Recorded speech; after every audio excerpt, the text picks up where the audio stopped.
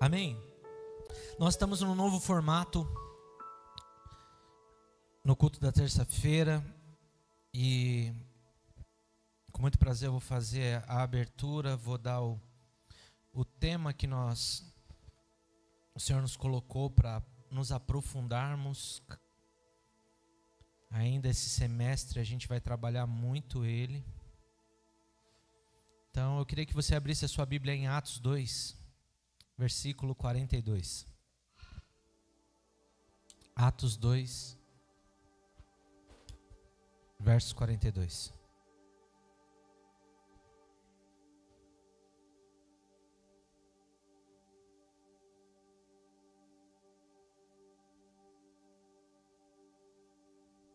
Amém?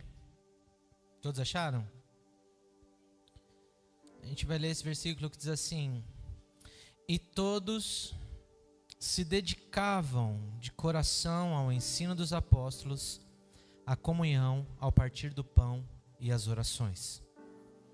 Em outras versões diz: E eles perseveravam na doutrina dos apóstolos e na comunhão, no partir do pão e nas orações. Amém?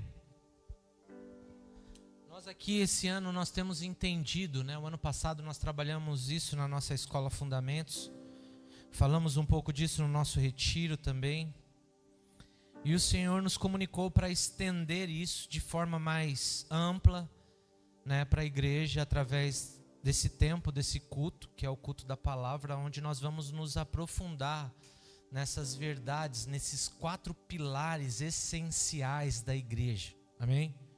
Que é a doutrina, a comunhão, o partir do pão e as orações. Nisso a igreja precisa estar alicerçada. A rocha é Cristo, o fundamento é Cristo, mas os pilares, amém? Que sustentam essa construção são esses 4 pilares, que eles são de suma importância. E a gente começa com a palavra perseveravam. Se a palavra está dizendo que eles perseveravam, é porque havia uma dificuldade. Eles tinham que manter-se ali, perseverando, olhando para aquela realidade. Vocês estão comigo aqui? Amém? E hoje nós temos visto que a igreja ela tem uma facilidade muito grande de chegar, de fazer, mas poucos são os que perseveram. O que a gente precisa entender é que Deus, ele é imutável, amém? Deus, ele é o mesmo ontem, hoje e será eternamente. Deus não muda, amém? Muitas vezes não é porque a nossa cultura ou os nossos dias estão acelerados, é que Deus mudou. Deus tem um padrão, Deus tem um princípio, e o princípio de Deus ele é imutável. Muitas vezes nós queremos encaixotar Deus na nossa realidade, mas isso, meu irmão, é impossível. Muitas vezes nós olhamos para algumas realidades e nós falamos assim: Deus me entende, Deus sabe da minha correria. Mas muitas vezes, irmãos, nós estamos redondamente enganados com essa frase, com esse pensamento. Deus realmente nos entende, Deus realmente nos conhece, e por nos conhecer, Ele sabe que nós gastamos muito mais tempo nas redes sociais do que debruçado nas Escrituras, tendo tempo com Ele. Amém? Não deveria ser isso, mas é. E muitas vezes, irmãos, a gente acha que é suficiente quando a gente ouve, quando a gente sabe. Quando a gente vai para Isaías 43, ele traz ali uma verdade essencial, dizendo assim: olha, vocês serão as minhas testemunhas, para que vocês saibam, creiam e entendam que eu sou Deus. Muitos sabem que Ele é Deus, amém? Muitos sabem que existe Deus, muitos sabem sobre Deus, poucos, não muitos, creem em Deus.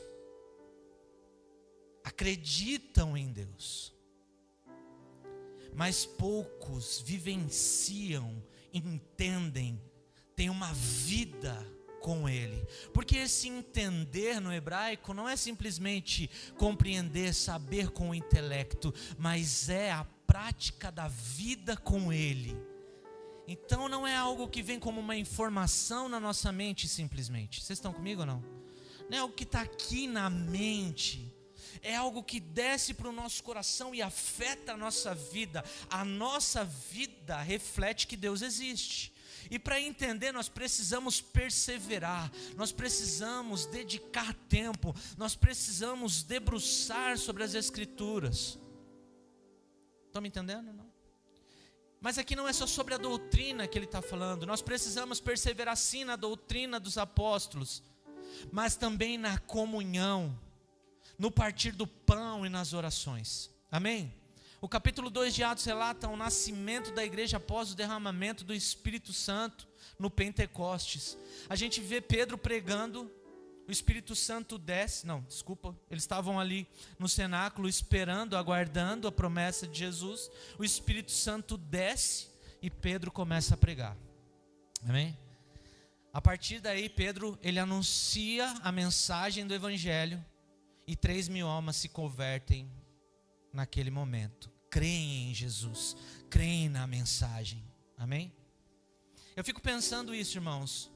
Muitas vezes, dentro dessa realidade, eu quero abrir um parêntese, que para nós, principalmente nós de linha pentecostal, nós entendemos o seguinte, de que a maior evidência do Espírito Santo é o falar em línguas. Mas a maior evidência do Espírito Santo é a pregação. É quando o Espírito Santo desce sobre nós, a primeira coisa que aquele que é cheio do Espírito Santo ele faz, não é simplesmente falar em línguas estranhas, mas é a ousadia para anunciar as maravilhas de Deus. Porque aquele povo de várias nações, eles estavam ouvindo a mensagem na sua própria língua. E o que eles estavam ouvindo? A proclamação das maravilhas que Deus fez. Vocês estão comigo ou não? Então a evidência maior é essa. A partir desse momento Pedro começa a pregar, essas 3.000 almas se convertem. Às vezes, irmãos, a gente está pregando 1h, 1h30 e não se converte em 3. Pedro prega, no máximo, se a gente fizer uma leitura aqui, 5 minutos e 3.000 almas se convertem. Esse é o poder de uma pregação cheia do Espírito Santo. Não é de muito falar, mas o que nós temos talvez a falsa sensação de que é suficiente nós estarmos sentados, é suficiente a gente passar por sensações em cultos, sem entender o propósito pelo qual o Senhor tem derramado seu Espírito sobre nós. E o Espírito aqui foi derramado com uma função: trazer os crentes, trazer os filhos que não conheciam o seu Pai, que estavam distante deles, amém? Então nós precisamos sim de um derramar nos nossos dias. Nós precisamos como igreja clamar ao Senhor: venha sobre nós com o teu Espírito Santo, não simplesmente para fazer um movimento dentro dos nossos cultos, mas para nos encher de ousadia, para propagar o Evangelho de Jesus Cristo. O versículo 42, como eu disse, resume esses 4 pilares fundamentais da vida cristã. E como igreja nós precisamos voltar a esses princípios para sermos saudáveis e frutíferos. O primeiro dele é: perseveravam na doutrina dos apóstolos, ou seja, no ensino da palavra de Deus. Amém, irmãos? A base da fé cristã precisa ser a palavra de Deus. Ela é a palavra de Deus. O que nós temos visto hoje é muitas pessoas pregando algo que ela acha, algo que ela sente. Mas poucos têm pregado de fato o Evangelho. Irmãos, deixa eu falar uma coisa aqui. Aqui é um culto onde nós estamos aqui numa desenvoltura dinâmica da palavra, mas é um culto de ensino, amém? Quando a gente olha para as Escrituras, eu vejo muita gente falando assim: nossa, ele está pregando o Evangelho. Por quê? Porque ele pregou um texto na Bíblia. Amém? Ele pegou um texto e ele pegou aquele texto e ele trouxe ali uma explicação sobre o texto. Olha, ele pregou em cima da Bíblia. Infelizmente, irmãos, hoje tem pastores que pregam sem nem explanar sobre o versículo. Eles pregam sobre filosofia, eles pregam sobre PNL, eles pregam sobre autoajuda, muitas coisas, menos o Evangelho. A gente precisa entender o seguinte: o Evangelho é o que, irmãos? O que é o Evangelho?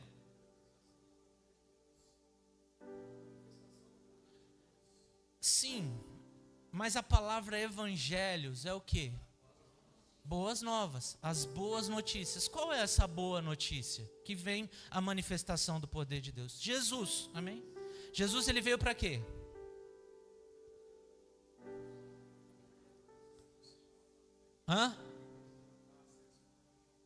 Para nos salvar do?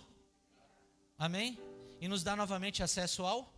Essa é a boa notícia. Amém? A boa notícia é essa.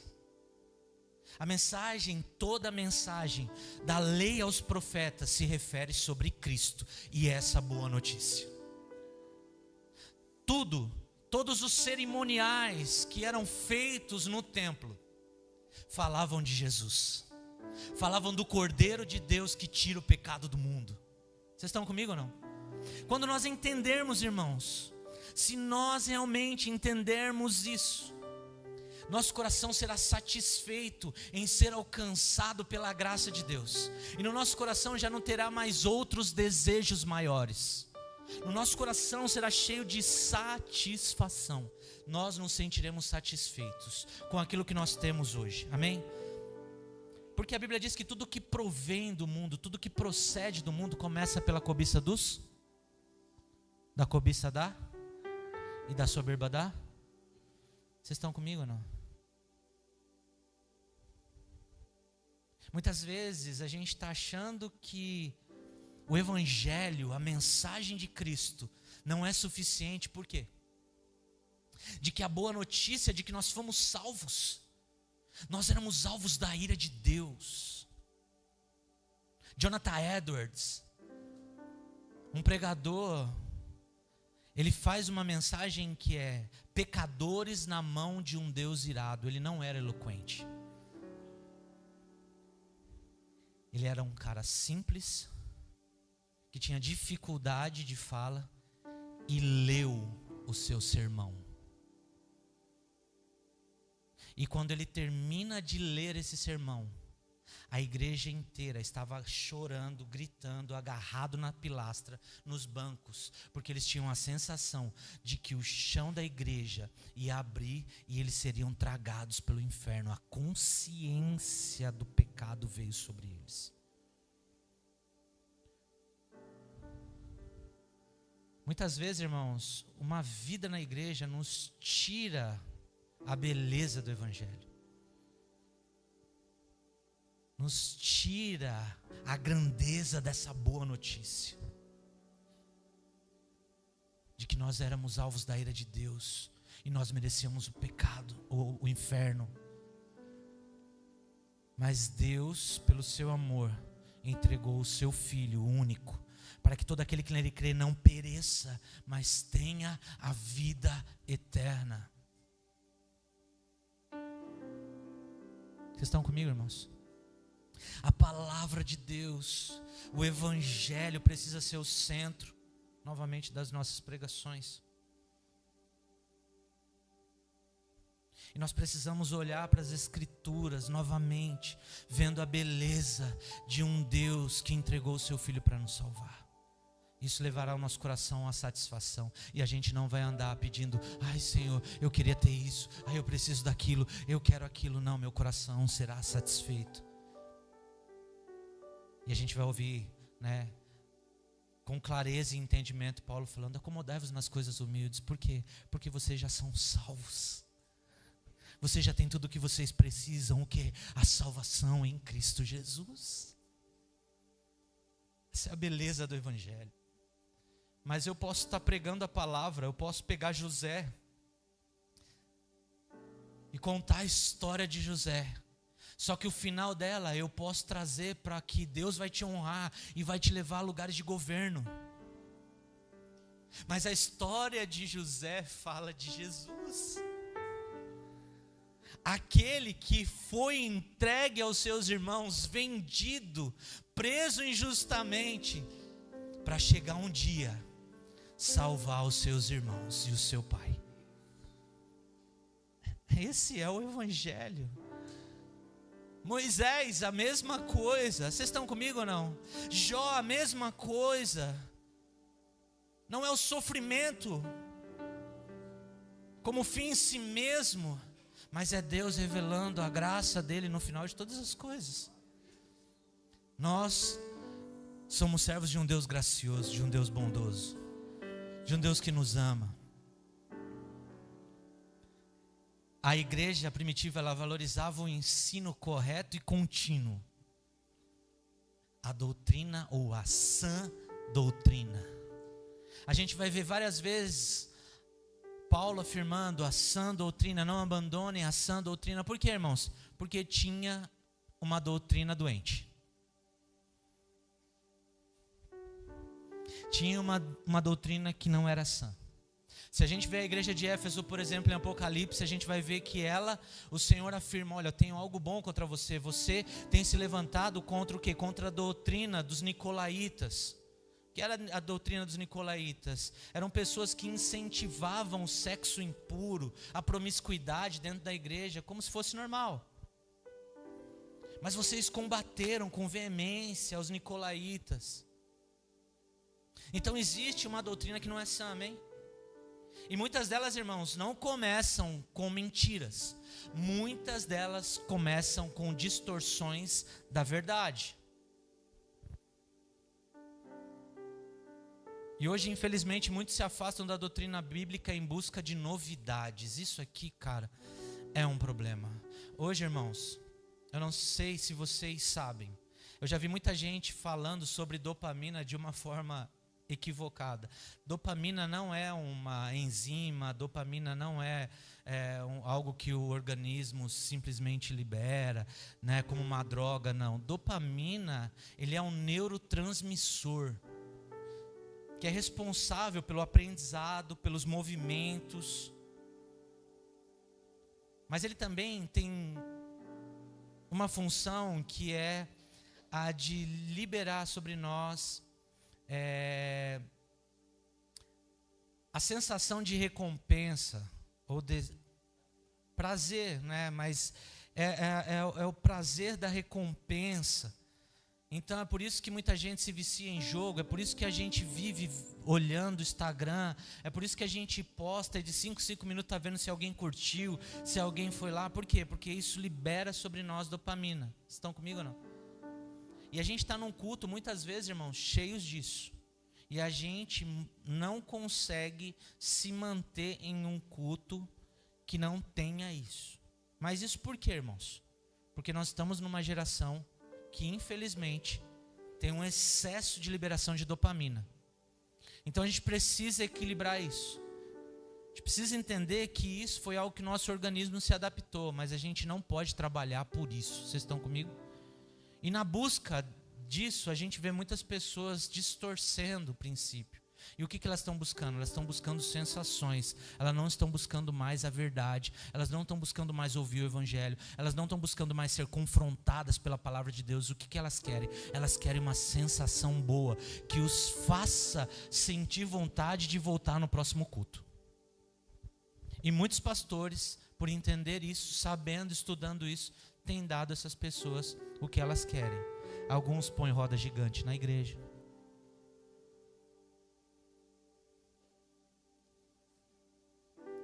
Vou encher minha boca de água.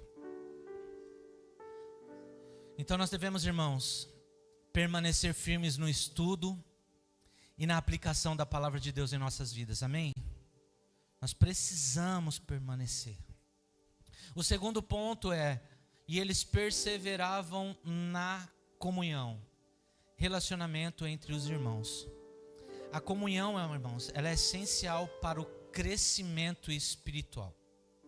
E a gente tem duas frentes, a comunhão com Deus e a comunhão com os nossos irmãos. Amém?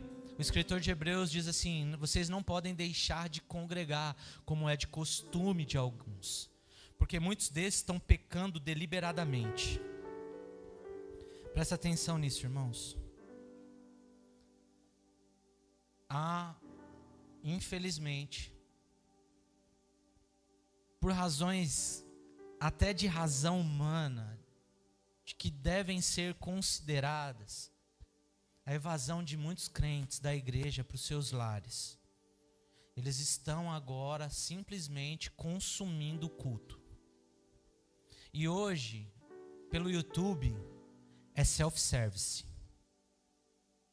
Você assiste o que você quiser, da forma que você quiser, o culto que você quiser, tem na internet.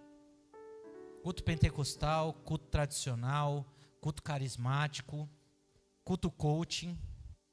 O que você quiser tem lá. E por causa disso, por causa desse pensamento, muitos têm se isolado da comunhão. Mas é a comunhão que nos faz crescer. É estarmos juntos. A gente vê que uma igreja que nasce debaixo de um mover do Espírito Santo, elas perseveravam na comunhão. Tudo isso que nós estamos falando é resultado de uma igreja que nasce de um derramar do Espírito Santo. Não é de um convencimento humano. Vocês estão comigo ou não? Mas de um derramar do Espírito Santo. Então, naturalmente, eles perseveravam na comunhão. Porque, irmãos, vamos lá, é fácil perseverar na comunhão? Quantos aqui, não levante a mão, já tiveram ou simplesmente falaram: do lado desse aí eu não sento mais, não dá? Quantos que por dificuldade, irmãos, de entender que o céu é um só, às vezes saem da sua comunidade, da sua igreja, brigado com o pastor, com os irmãos, agora eu vou procurar uma outra igreja. Você pode, se de repente lá você está vendo que, cara, não tem evangelho, não estou conseguindo me adaptar, você pode sair de lá, mas o que você precisa? Primeiro resolver as suas pendências com os seus irmãos. Você não pode sair de lá brigado simplesmente porque não concorda, porque é isso, porque eu não sei o quê, porque eu não suporto, porque eu fui caluniado, porque mentiram. Resolvam primeiro os seus problemas. Porque a palavra deixa claro de que é impossível amar a Deus sem amar o irmão. E amor não é sentimento, amor é entrega.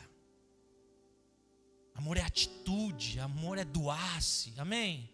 Não é simplesmente ter algum tipo de sentimento pela outra pessoa. Amém? Vocês estão comigo ou não? Então a gente precisa entender isso. Que a comunhão ela é essencial e é a comunhão que nos forja. É a comunhão que vai nos afiar. Assim como o ferro afia o ferro, assim o quê? O amigo afia o outro amigo, o irmão afia o irmão. Vocês estão comigo? Por quê? Porque o reino de Deus é construído com pedras. E tem atrito. Cada pedra tem a sua particularidade, ninguém é igual. E é por isso que a gente tem que perseverar na comunhão. Amém, irmãos? O corpo de Cristo precisa estar unido, compartilhando amor, apoio e cuidado. Um exemplo para isso é a igreja primitiva, ela vivia em unidade, ajudando uns aos outros. Abre aí, continua aí, vamos continuar lendo, Atos 2, 44 a 45. Olha o efeito da comunhão. Os que criam se reuniam num só lugar, amém? E compartilhavam tudo que possuíam. Vendiam propriedades e bens e repartiam dinheiro com os necessitados. Amém? Esse é o fruto de uma igreja, o resultado de uma igreja que caminha de fato embaixo de uma verdadeira comunhão. Não tem como, irmãos. De verdade, a gente já falou sobre isso. Não tem como a gente estar aqui adorando a Deus, voltar para os nossos lares sem olhar para o lado e ver a necessidade do meu irmão, sem saber como o meu irmão está. Eu conheço uma porção de pessoas, e talvez você também, onde eles falam assim: eu quero uma igreja bem grande. Porque eu chego, ninguém me conhece, eu sento, ouço a palavra e vou embora. Como se isso fosse igreja. Isso não é igreja. Isso é teatro, isso é entretenimento evangélico, menos igreja. E eu não estou falando que toda igreja grande é ruim, amém? Porque tudo que é saudável cresce. E nós estamos orando para que o crescimento dessa igreja seja um crescimento saudável, com base no quê? Na comunhão. Amém? Então a gente vai ver que, como resultado da comunhão, aqueles que estavam, eles se reuniam em um só lugar, mas eles tinham tudo em comum. E ter tudo em comum, como na sua Bíblia pode estar, não é simplesmente olhar e falar: ah, eu sou São Paulino igual a Keren. Então, estamos tudo em comum. Ah, eu gosto da mesma cor que o Jefferson gosta. A gente entende que isso é ter em comum, e não é. Ter em comum, num princípio de comunhão, como resultado de uma vida de igreja, é colocar à disposição tudo que eu tenho e tudo que eu sou. Tudo que eu tenho está à disposição da comunidade. Tudo que eu sou está à disposição da comunidade. Dos necessitados e não dos aproveitadores. Porque a gente vai ver Paulo também falando sobre isso. Para a gente não alimentar a ociosidade. Amém? Então, para isso nós devemos cultivar relacionamentos saudáveis dentro da igreja e evitar a divisão. E como a gente cultiva um relacionamento saudável? Debaixo do poder do Espírito Santo, frutificando os frutos do Espírito, trazendo sobre nós os frutos do Espírito: amor, paz, longanimidade, bondade, mansidão, fé, alegria. Vocês estão comigo ou não? A gente precisa entender, irmãos, que é só através realmente, e a gente entra no terceiro ponto, que é a perseverança nas orações, ou eles perseveravam nas orações, na vida de oração. Você pode ser bom de palavra, você pode até estar em comunhão, mas nós precisamos também da vida de oração. Nós precisamos de uma vida de oração. Hoje, infelizmente, irmãos, é raro a gente encontrar pessoas que dedicam a vida na oração, que estão todo o tempo orando em espírito. A oração, infelizmente, virou um evento. E muitos entendem oração simplesmente como um lugar de pedir. É como se você estivesse num balcão, Deus estivesse do outro lado e você: eu preciso disso, eu preciso daquilo outro, eu preciso disso, eu preciso... Não, oração não é isso. Oração muitas vezes é ouvir. Eu lembro de uma história, Dr. Russell Shedd, foi um teólogo que veio e gastou e morreu no Brasil. E ele tinha um negócio bem legal que era... o tempo de devocional dele, todos os dias, era inegociável. Era 1 hora que ele tinha com Deus. E ele chegava na faculdade, e aí ele ia para a sua sala, fechava a porta e só saía de lá depois de 1 hora que ele estivesse com o Senhor fazendo seu devocional. E um dos alunos chegou um dia e falou: eu posso estar com você no seu devocional, participar do seu devocional? Ele falou: lógico, pode. Falou: amanhã às 7 horas então você me encontra aqui e a gente vai para esse tempo. E aí ele pegou, entrou na sala, né? Foram lá e tal, e ele esperando como seria, né? Todo apreensivo. E ele entrou em silêncio na sala, fechou a porta, trancou, se ajoelhou e ficou em silêncio. E esse cara, ele ficava tentando ouvir o que o Shedd estava orando. E ele não ouvia nada. Ele falou: não é possível que ele fica 1 hora em silêncio. E aí no final dessa 1 hora, ele diz: amém, Senhor, assim eu vou fazer. Porque ele separou esse tempo não para que o Senhor o ouvisse, mas ele separou esse tempo para ouvir o Senhor. E esse jovem questionou, falou: mas você não falou uma só palavra? Ele falou: na presença do meu Deus as palavras se vão. Eu não tenho o que falar para ele. Eu preciso ouvi-lo. Eu preciso entender o que ele tem para a minha vida. Mas ele falou: você em nenhum momento fala com Deus? Ele: a todo momento eu falo com ele. Mas esse momento, no meu primeiro dia, não é sobre falar, é sobre ouvir. Meu dia tem que começar ouvindo Deus. E oração, muitas vezes, irmãos, é isso. Eu digo que fé não é o poder para mover a mão de Deus. Quantos aqui já ouviram essa frase? A fé é o poder para mover a mão de Deus em nosso favor. Quando eu oro com fé, Deus se move. A fé, irmãos, não é o poder para mover a mão de Deus. A fé é o poder para suportar a vontade de Deus quando ela não é a minha vontade. Porque nem sempre você vai convencer Deus na oração. Vocês estão comigo aqui ou não? Muitas vezes nós vamos nos colocar como intercessores, pedindo a graça, a misericórdia de Deus, e está normal. É isso, nós precisamos ser intercessores, nós precisamos entrar na presença de Deus e orar pelos nossos irmãos, orar pelos países perseguidos, orar por aqueles que estão precisando, por alguém que está enfermo. Isso é mandamento do Senhor, isso é imperativo, amém? Nós precisamos orar, curar os enfermos. Mas muitas vezes a nossa vida espiritual não cresce justamente por quê? Porque nós entendemos oração errado. Dificilmente você para ouvir o Senhor. Você passa tempo para ouvi-lo. E como Deus fala, pastor? Aí é a dificuldade de muito crente, né? É de forma audível? Como é? Irmãos, existem alguns meios pelo qual Deus fala. Às vezes Deus fala de forma audível. Tem pessoas que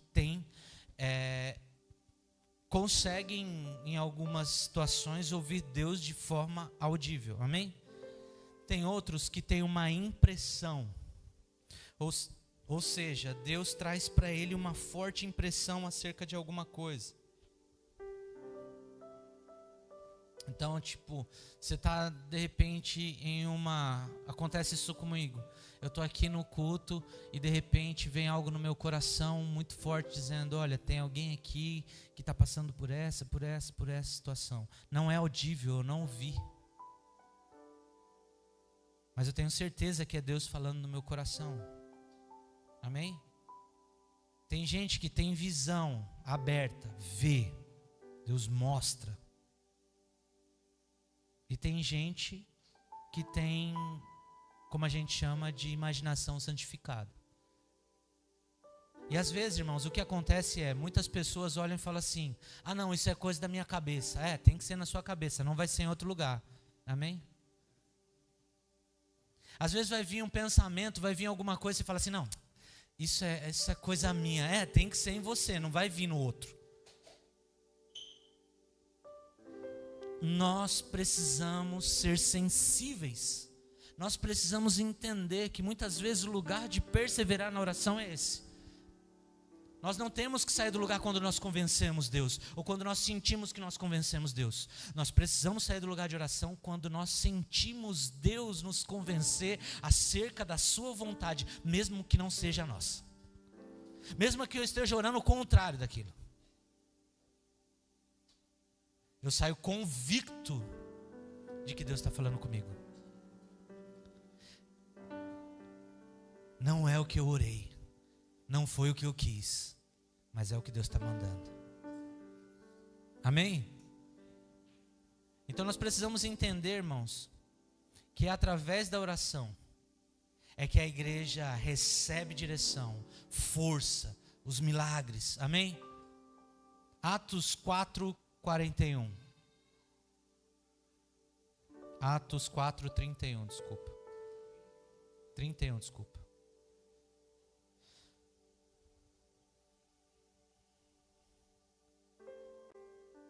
Atos 4, 31. Diz assim: depois dessa oração, o lugar onde estavam reunidos tremeu e todos ficaram cheios do Espírito Santo e pregavam corajosamente a palavra de... Amém? A gente precisa entender que é nesse lugar... tem gente lá? Aqui, ó. Depois de orarem, tremeu o lugar em que estavam reunidos e todos ficaram cheios do Espírito Santo e anunciavam corajosamente o quê? A palavra de Deus. Mais uma vez, é o que eu estava falando. Irmãos, nós precisamos entender que o Espírito Santo, ele só é derramado quando nós perseveramos na oração. Amém? Quando nós estamos ali, esperando o Senhor, atentos ao que o Senhor quer falar, atentos àquilo que o Senhor quer nos direcionar. É o que aconteceu com aqueles 120 que permaneceram no cenáculo, esperando a promessa. A promessa veio, o Espírito foi derramado sobre eles. Amém? Vocês estão comigo? A gente precisa entender isso, irmãos. Nós precisamos entender que hoje muitos negligenciam a oração e se tornam espiritualmente fracos. A gente viu algo muito legal essa semana sobre frieza espiritual, ontem na verdade, sobre frieza espiritual que abriu o nosso horizonte, fez a gente entender uma coisa e eu queria passar para vocês, porque cabe nisso. Às vezes, a gente está com uma vida de oração ok, mas baseada no quê? No falar. A gente acorda todos os dias e passa 1 hora dando direções para Deus. Deus, você precisa fazer isso. Deus, você precisa fazer aquilo. Deus, faça assim. Deus, faça assado. Você precisa fazer assim, assim, assim, assim. E muitas vezes o Senhor vai te levar a fazer orações como essa. Amém? Porque são orações intercessórias. Mas nós precisamos entender, irmãos, que quando nós estamos no nosso devocional, no nosso momento de oração, é um momento de encontro com Ele. Quando você for orar, faz o quê? Fecha a porta do teu pai que te ouve em secreto, não é? Que te vê. Não é ouve, é ver. Por que o Senhor nos vê? Porque o Senhor está nos vendo e não nos ouvindo. Porque vai além do que nós estamos falando. Salmo 139 diz: o Senhor me sonda em mim. Antes que a palavra saia à boca, o Senhor já... Vocês estão comigo ou não? E sobre essa questão de frieza, irmão, às vezes a gente está ali com a nossa vida ok. Como eu disse, essa vida de oração, vida de leitura, né? Que mais? Frequência nos cultos. Eu não perco um culto.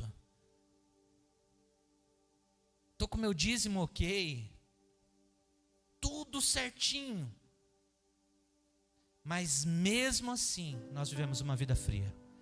Às vezes nós associamos frieza espiritual por não estar mais orando, lendo a palavra, lendo um livro. E a gente fala, nós estamos frios. Mas deixa eu falar uma coisa para você. Quando Jesus olha para os fariseus, ele fala assim, você dá dízimo até do cominho, do coentro e do endro. Lembra disso? Vocês sabiam que isso não pede na lei?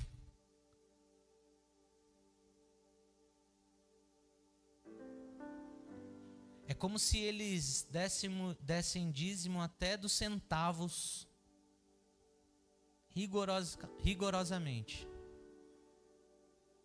Mas Jesus diz, vocês negligenciam o quê? A justiça, a misericórdia e a fé. Justiça, misericórdia e fé. Quem é justo? Quem é misericordioso? Quem é o doador da fé? Sabe o que ele estava falando? Vocês no cerimonial são bons, mas vocês estão distantes de mim. Vocês são frios.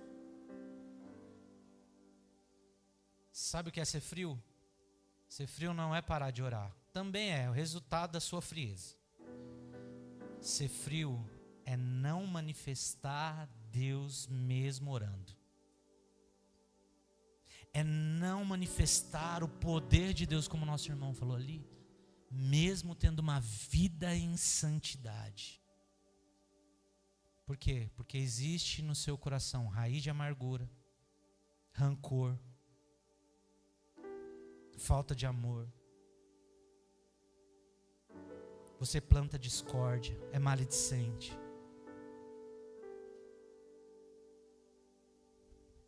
Amém? Então frieza não tem a ver com aquilo que a gente parou. Nosso devocional, não estou fazendo mais devocional, estou frio. Também é resultado da frieza extrema. Mas você pode estar frio fazendo todas essas coisas. Por quê? Porque Cristo não está sendo manifesto através de você. E uma vida de fato de oração faz que você seja cheio do Espírito.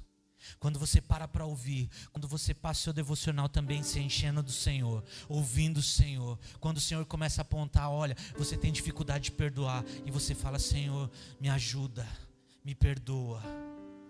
E o Senhor então fala, se levanta, vai lá e pede perdão. Não, mas foi Ele que fez. Vai lá, se levanta e pede perdão.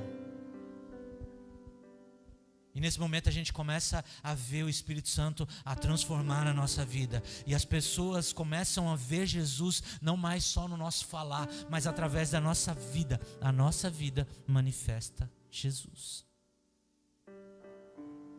Esse é o poder de uma vida de oração. Pedro, pela sua vida de oração, pela sua dedicação, pela sua comunhão com o Senhor, quando ele entra no Sinédrio, o que acontece? Os maiorais do templo olham para ele e falam assim, é nítido, não tem como negar que esses homens andaram com Jesus, porque eles são homens simples, mas a autoridade com a qual eles falam é a mesma de Jesus.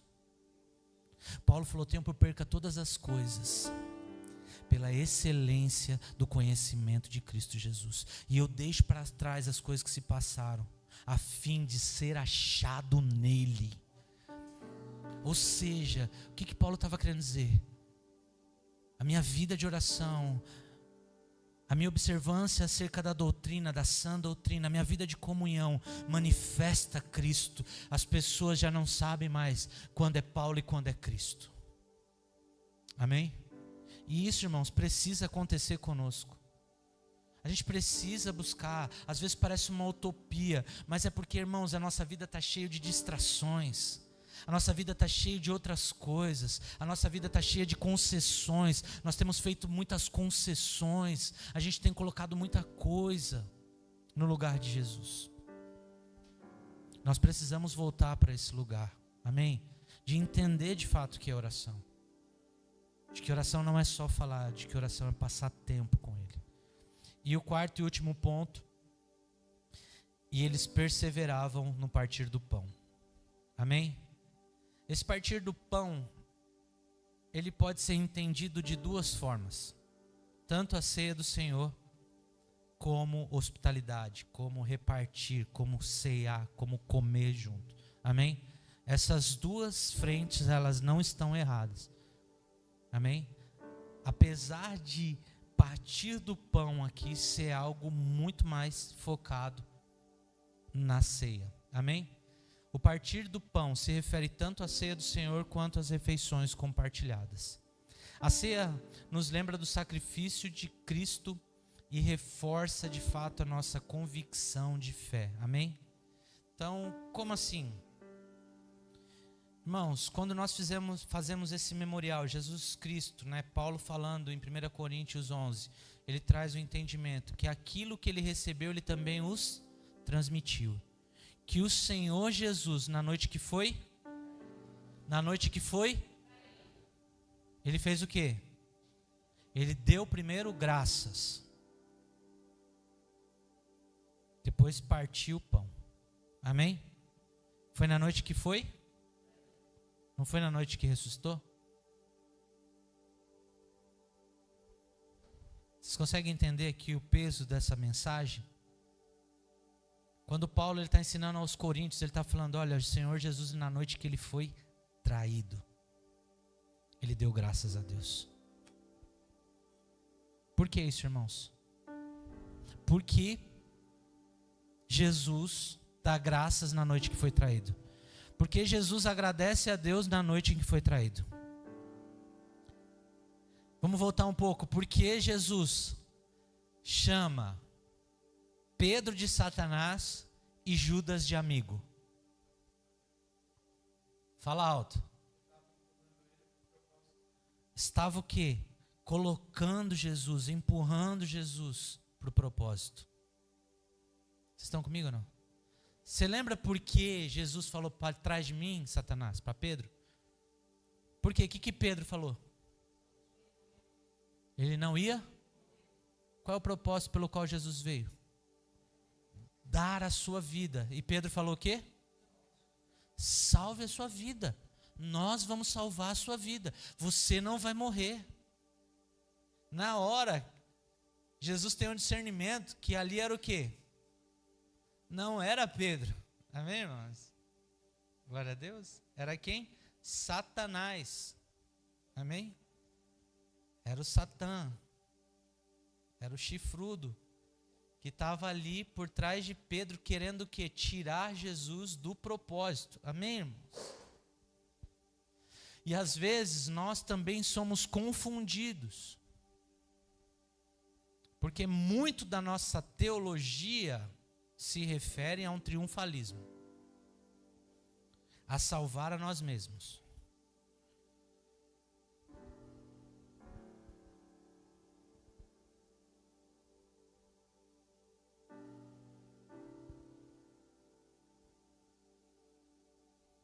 Amém? Mas Jesus disse, aquele que perder a sua vida por amor de mim, achá-la. Mas aquele que salvar a sua vida, esse a... Sabe por quê, irmão? Você é peregrino, você é passageiro aqui. Deus colocou você aqui com um propósito. Se você estiver no centro da vontade de Deus, não quer dizer, irmãos, que você não vá sofrer. Você vai sofrer com paz.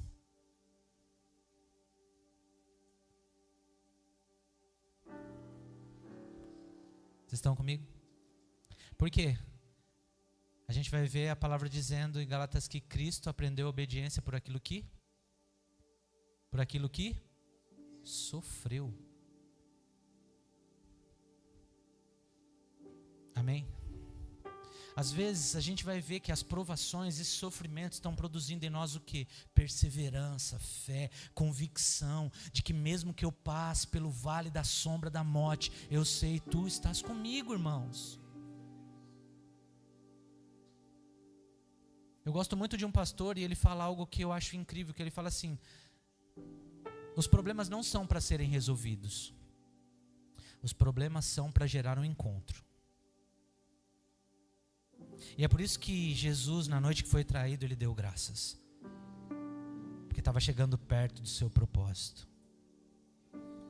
E ele diz, assim como esse corpo, que é o meu corpo, esse pão que é o meu corpo, está sendo partido, façam isso em memória de mim. Quando vocês comerem a ceia e partirem o pão, lembrem desse momento, que assim como eu estou sendo partido por vocês, assim vocês também possam ser partidos pelos seus irmãos.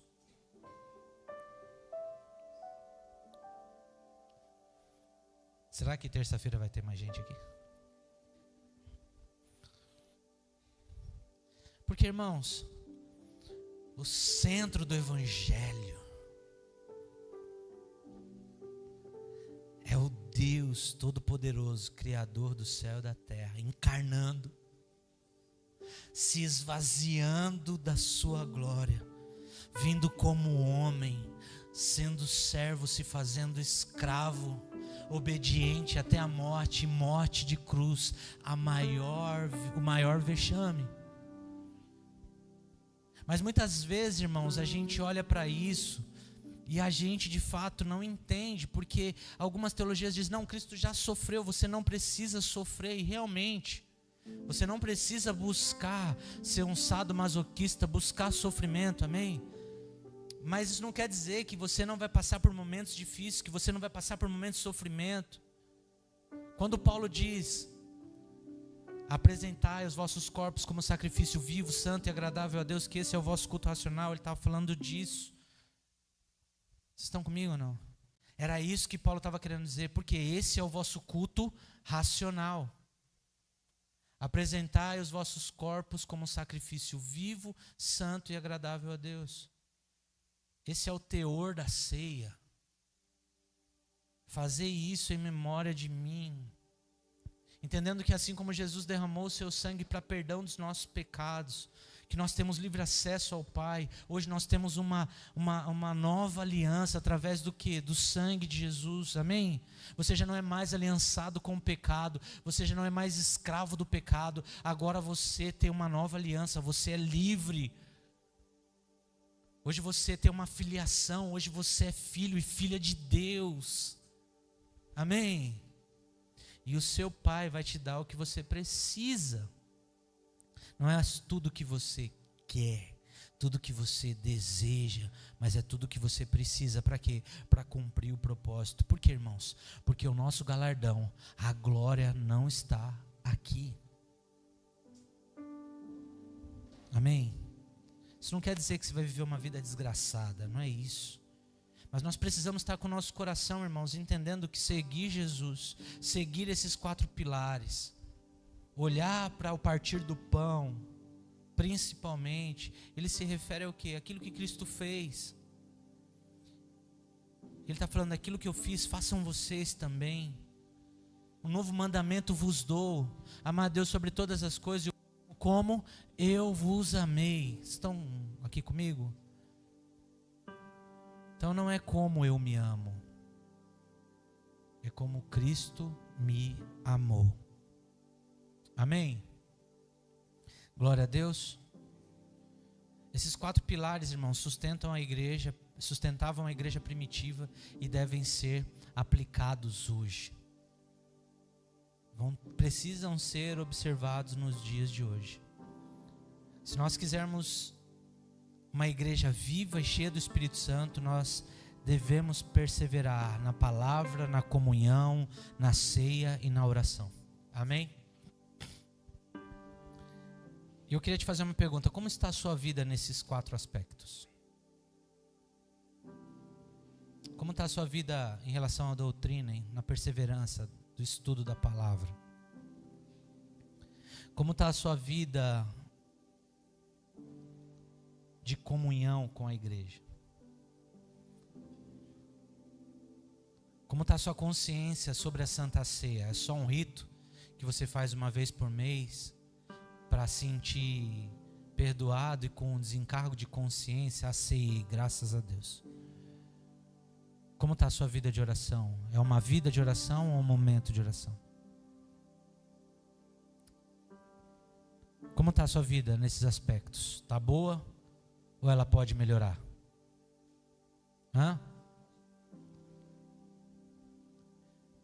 Principalmente, mais do que melhorar, ela precisa frutificar Jesus. Quantos aqui querem alcançar paz, shalom de Deus? O lugar mais seguro da terra é o centro da vontade de Deus. É o que fez aqueles apóstolos entregarem as suas vidas para serem chicoteados, perseguidos, caluniados, presos. É o que fez Paulo dentro de uma prisão dizer: eu me alegro por ser prisioneiro de Cristo.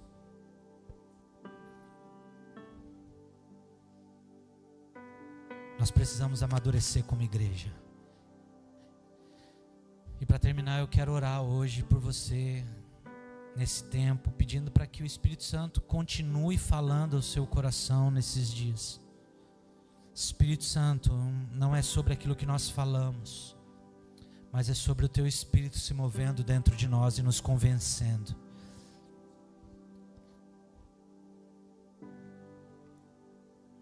Sei que talvez algumas pessoas elas vieram aqui essa noite em busca de ouvir algo. E talvez elas se sentiram incomodadas porque no fundo não era aquilo que elas queriam. Mas eu quero que você ouça o Senhor dizendo: é aquilo que você precisa. Você precisa voltar à essência. Você precisa voltar ao coração de Deus, em uma vida de devoção, em uma vida de busca, em uma vida de perseverança, como era nos seus primeiros dias. Espírito Santo de Deus, nós estamos aqui, nós pedimos, fixa essa semente e amplia o nosso campo de visão e de entendimento para a honra e glória do Senhor.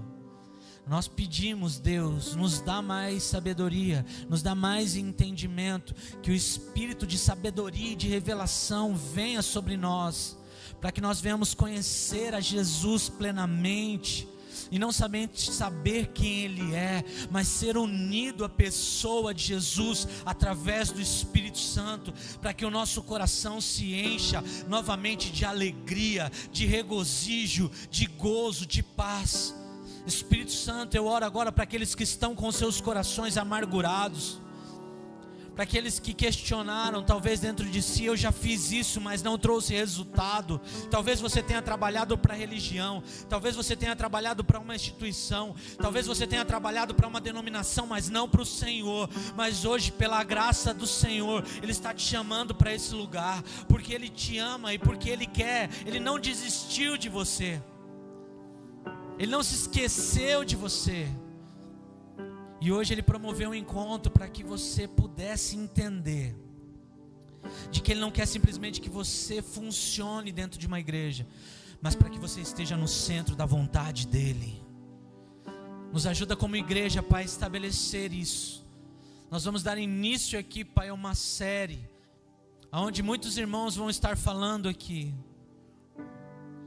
Mas nós pedimos que não seja esses irmãos falando, mas o Seu Espírito Santo falando aos nossos corações. Que o Senhor dê graça aqui, que o Senhor derrame graça para ensinar. Que nós venhamos com um dom de sabedoria para destrinchar a palavra, para trazer clareza acerca daquilo que o Senhor quer trazer para nós, Pai. Aquilo que o Senhor quer nos ensinar. Muito obrigado, Deus, pelo que o Senhor fez até aqui, mas eu sei que o Senhor tem mais. Nós somos gratos ao Senhor pelo que o Senhor fez até aqui, mas nós pedimos, não por ingratidão, mas por saber que o Senhor é uma fonte inesgotável. Dá-nos mais da Sua presença, dá-nos mais, Pai, do entendimento da Sua palavra, dá-nos mais da revelação de Jesus. Revela-nos Jesus. É isso que nós pedimos essa noite. Em nome de Jesus, em nome de Jesus. Obrigado, Jesus. Nós damos graças ao Senhor por essa palavra, por esse tempo de aprendizado. Muito obrigado, Jesus. Muito obrigado. Amém, Jesus. Amém.